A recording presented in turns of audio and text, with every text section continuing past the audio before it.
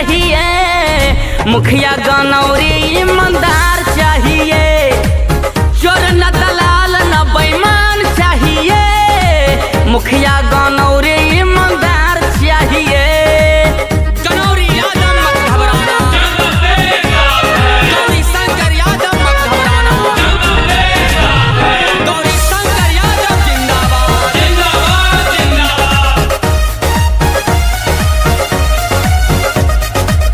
गावे गावे घरे घरे करी है विकास हो, राशन की राशन मिली इंदिरा आवास हो।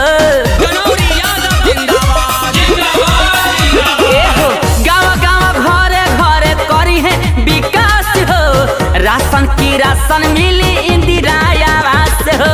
चोर घुसखोर लोग के जड़ से भगई हो, मुखिया में गौरी शंकर के जीतई हो, क्योंकि आप सबका इनको आशीर्वाद चाहिए, मुखिया गनौरी ईमानदार चाहिए। आप सबका इनको दुलार चाहिए, मुखिया गनौरी ईमानदार चाहिए। गनौरी यादव जिंदाबाद जिंदाबाद जिंदाबाद। मोमिनपुर पंचायत की जनता जिंदाबाद जिंदाबाद जिंदाबाद। पूर्व प्रमुख नीरू देवी जिंदाबाद जिंदाबाद जिंदाबाद। गनौरी यादव जिंदाबाद जिंदाबाद जिंदाबाद। पूर्व प्रमुख नीरू देवी जिंदाबाद जिंदाबाद जिंदाबाद। गनौरी यादव जिंदाबाद जिंदाबाद जिंदाबाद। गरीब मजदूर लोग के यही हथिन जान हो, गाना गा के कहे अजित हल चल नादान हो। पूर्व प्रमुख नीरू देवी जिंदाबाद जिंदाबाद जिंदाबाद। गरीब मजदूर के गनौरी हथिन जान हो, गाना गा के कहे अजित हल चल नादान हो।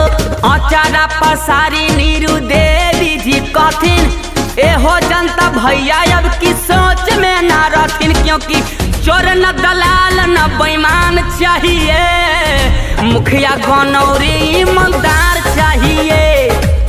अब सबका इनको दुलार चाहिए, मुखिया गनौरी ईमानदार चाहिए।